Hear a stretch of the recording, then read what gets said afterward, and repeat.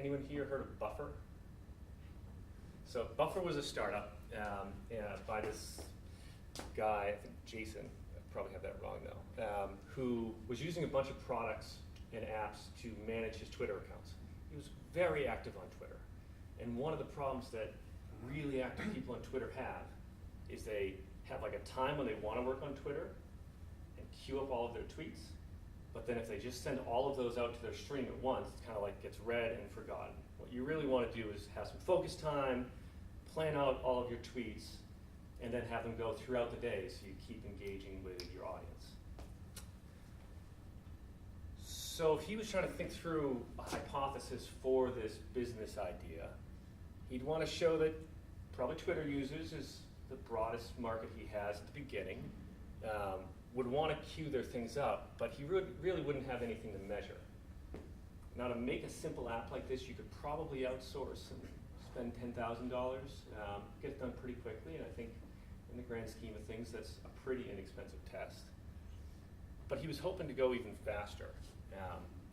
So what he did was he just made a landing page. I don't know, can you read this at all?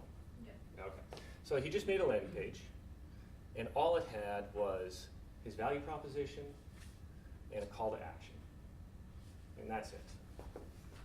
And then he measured everyone that came, everyone that clicked plans and pricing, and that was his success metric.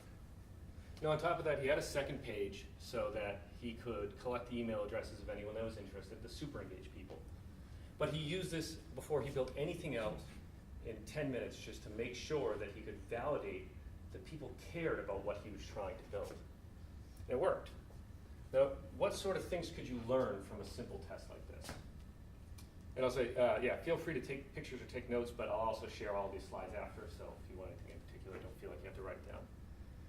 But what do you think you could learn from just a simple test like this? What are some of the things you could learn about your audience? You can check like who's interested in your business, who might be interested. You can start to refine the who. Who is that? Yeah. How can you refine the who if you only have the email? Well, that's a good question. You have to figure out how are you getting users to this site, right? Mm-hmm. So we could drive people here through friends and family, through your own social media, mm-hmm. or depending on what audience you're looking for, running a small test for paid advertising is pretty inexpensive. For a few $100s, you could pay to drive people to this site and just see how they react. And once you do that, then you can start to see demographic information. Once you do that. Yeah, if you're using paid advertisement. Because this is just gauging interest in general. This is just gauging interest. Just how many people would be interested in this, but you don't know who unless you know that. Yep. Yeah, absolutely. Yeah. So this, in combination with some paid advertising, where you know more about the source, you can really start to learn a lot. Learn who's interested and what groups they come from, and if their interest rate varies. But this is still a very simple test. Can you send these tests like by your own social networks, or how's it the best way to get to people? So I would say to start with, I always go with whatever is fastest and cheapest. So your own social network. If within your own social network you see that people are engaged, you won't learn exactly who they are or what they've done, but you'll see some engagement. And then as a next step say, let's do some paid advertising, targeting who we think is our market, and make sure that we have the right alignment there. Other questions on this? Cool. So it does teach you a little bit. It's really fast. It's a 10-minute test, but you're still missing a little bit of refinement on that metric, right? We said that we can figure out that there's engagement, that people are interested, but not if they're willing to pay or how much, things like that. So when they started Buffer, they had the same problem. So they added one more page. And with just one more page, now they've started to separate out the different value propositions and assign dollar figures to them. Now, if you click through on any of those plans, it still went to that same page, which you probably can't read the small text, but it says, you caught us before we were ready, which is fine. But you can measure separately who clicked through, or at least what was clicked through, if they valued what you thought. And imagine how much iteration you could do just changing this one middle page, which is just a static page, to see if what you think is the valuable part of the service you're developing is what your customers want. And then if you find out that no one wants that $20 plan that has all of your features, you never build them. So that's kind of the real value of trying to test something quickly up front.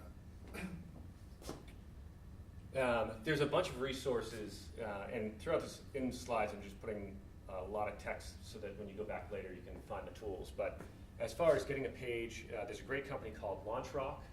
Anyone heard of LaunchRock? It's a free site where you can just go, give it, I think, an email address and the name of your company, and they'll set up a free landing page for you, something just like that, where you can just direct people, and you can collect email addresses. They will, based on the IP address that comes in, try and tell you where in the world people are coming from, so you get some demographic information on them, and it's free. If you want to spring for $5 a month, they will let you use a custom domain. So really cheap stuff. I'd also say as you get to more of the multi-page tests, you can use either Squarespace or WordPress to really quickly, as a non-developer, put up a page. It may not be the most beautiful thing in the world, but you can get your test data out of it. And then again, so one place we didn't talk about for finding some users that I think Dawn and I had a lot of success in a previous life finding people was, if you're solving a real problem, there are probably people on the internet talking about it. There are probably user forums set up to talk just about that problem. And at least we found if you go into one of those forums and say, hey, I'm trying to help you out, do you want to take a look at what I have and give me some feedback? People are happy to. So user forums are a really good spot to get initial users.